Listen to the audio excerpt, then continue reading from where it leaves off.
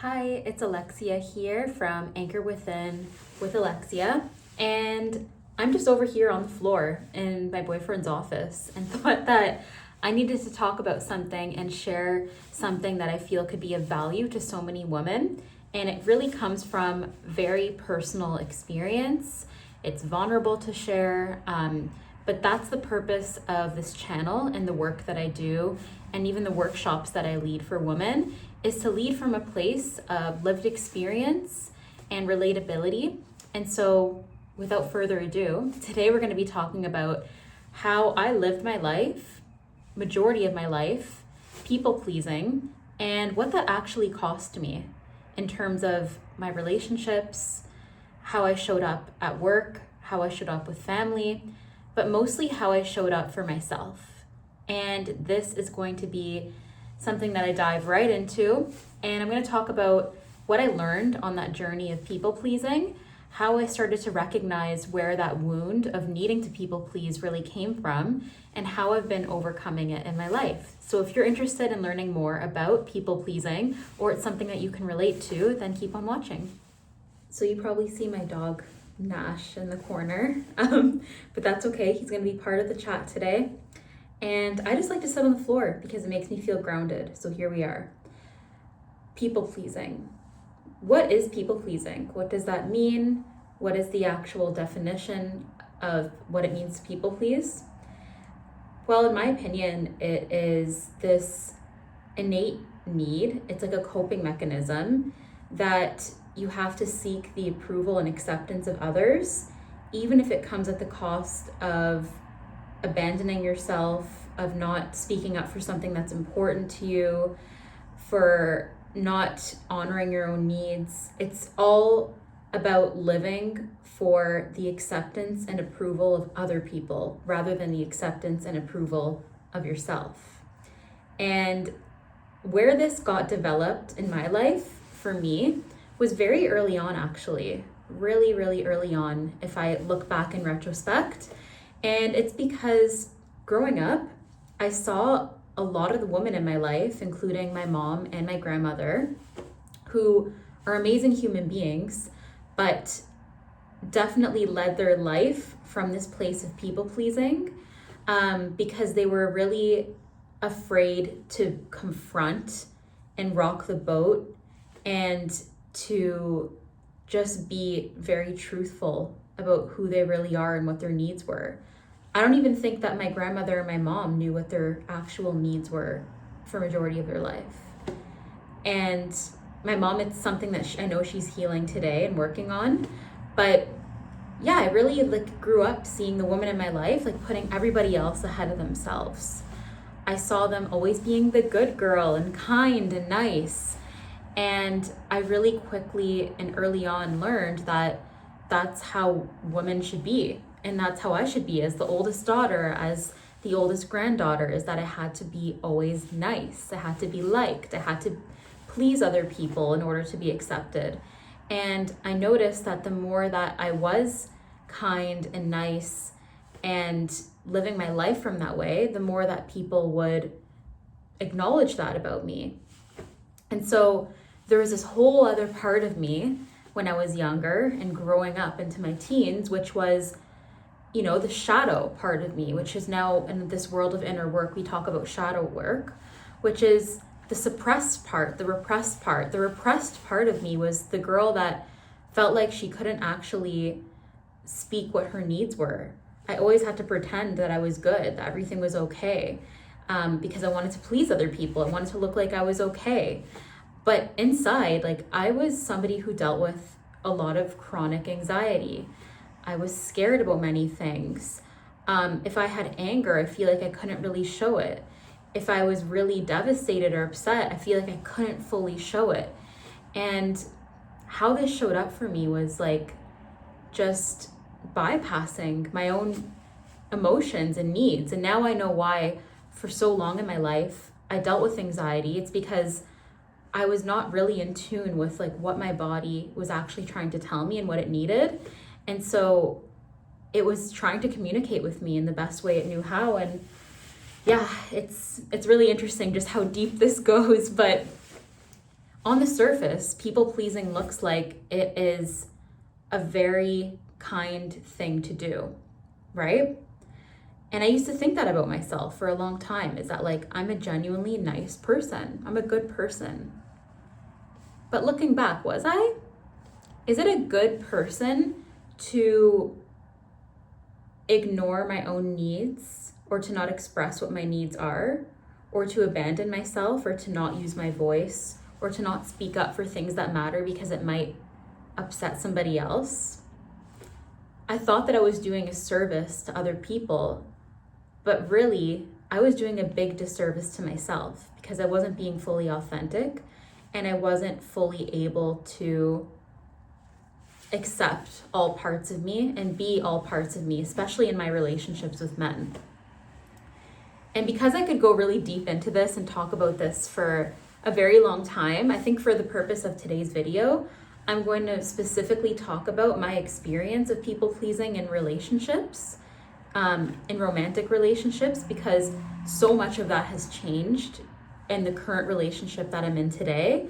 And I want to talk a little bit about that journey, because for a woman that's listening to this right now, maybe she sees herself in me. Maybe she says, or you're saying, you know, like, I've done that a lot of my life. I've been afraid to really express what my needs are in relationships. I've been afraid to show anger or vulnerability or sadness or hurt, or speak up when I really feel like there's something I need to say that's important, or to confront things.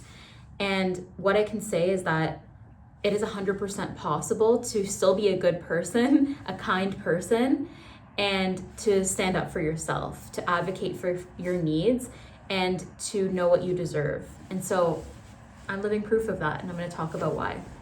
So what I learned about people pleasing is that one of the main reasons that people pleasing develops is because it's actually a safety mechanism in the background of being fearful. And so what was I fearful of? Why did I people please? I came to learn and understand that one of my biggest fears was disappointing people and letting people down. And the reason why that was a fear for me is that I was afraid that if I disappointed somebody, that they wouldn't like me anymore, and that they would say that I'm a bad person. And I'm laughing because my mom knows I'm infamous for this. Like, growing up, I always would say, like, I don't want to be a bad person. Like, I don't want to feel like a bad person. Am I a bad person for doing this? Am I a bad person for doing that? And it's pretty wild to think about just how much that belief and that story ran my life.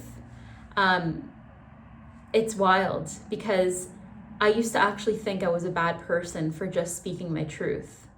I used to think I was a bad person for saying no to people and, you know, having boundaries, because that wasn't really modeled to me throughout my life. I didn't see many women who were strong and like really able to speak up for themselves, rightfully so. Like, a lot of this people-pleasing mechanism in our society goes really deep, not just because of what we see in our families, but because of what we've seen in the media and in society around how a woman should be. And this fear that we have around just being authentic and truthful and being all parts of us. We think that being feminine or being a good girl is just being polite and kind. And that's not the full picture of what it means to be human. And so I realized that after a while, especially going into my late 20s, is when I really had to confront my people-pleasing tendencies. But how it showed up for me was when I started dating, when I was a teenager and going into my late teens and 20s, is that I would be so anxiously attached in my relationships and do everything possible to please my partner, and not want to rock the boat and come across as like a needy girlfriend or too much, or somebody that had needs. And what that resulted in was me being taken advantage of in many of my past relationships, me settling for less than I deserved because I wasn't being treated right.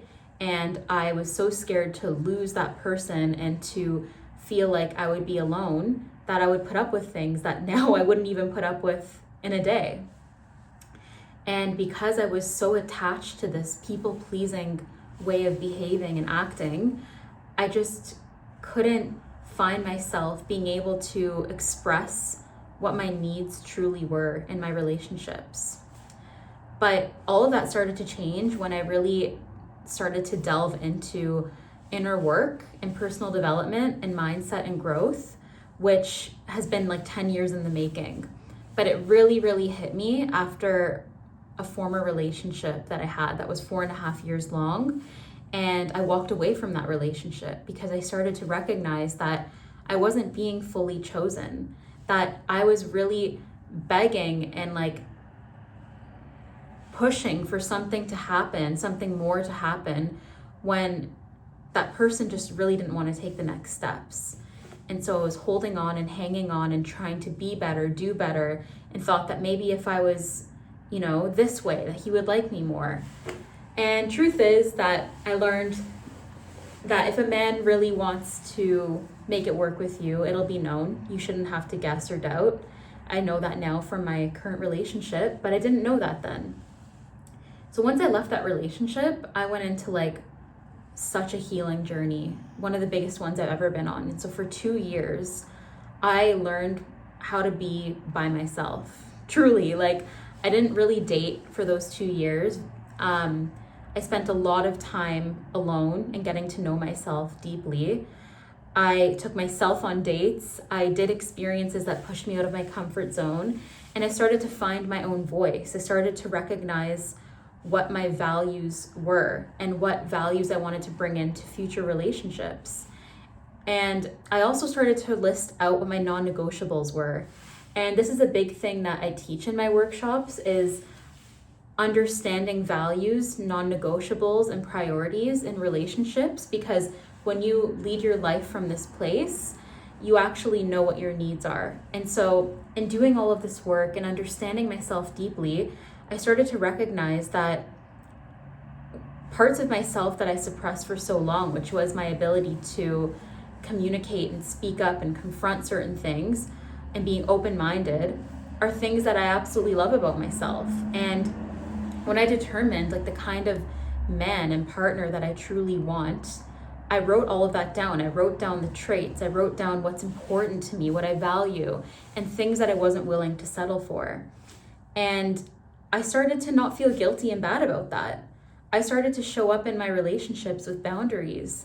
And even in dating, when I started to get back into it, I knew what I wanted going into those dates. And on those dates, I was able to so much easier see whether it was a fit or not. And I wouldn't feel bad about not wanting to try to see if something was there to make it work.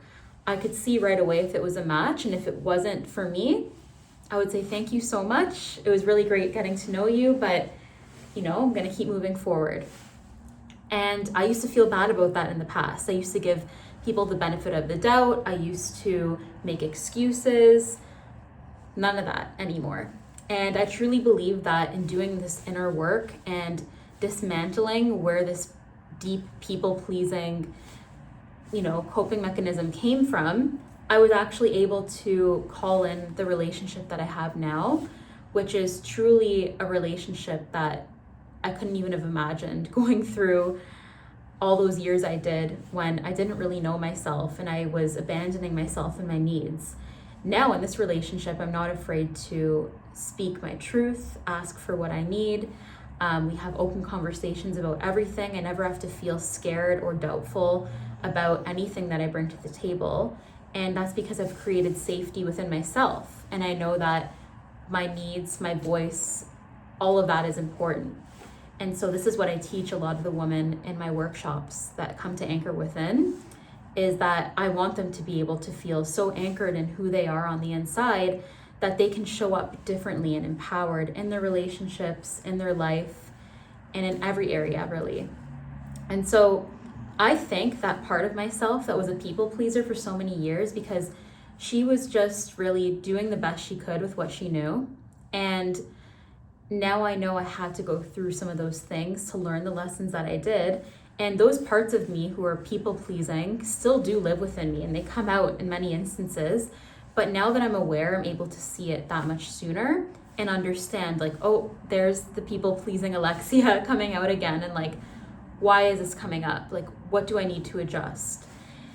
And yeah, I just can't get over the ways that it's changed my life to actually know what my values are and to have more boundaries. Like, it's changed the way that I am in my career, and I've been in different workplaces. I've actually been able to advocate for myself and stand up for myself. And it doesn't mean that people will always be happy with that, by the way.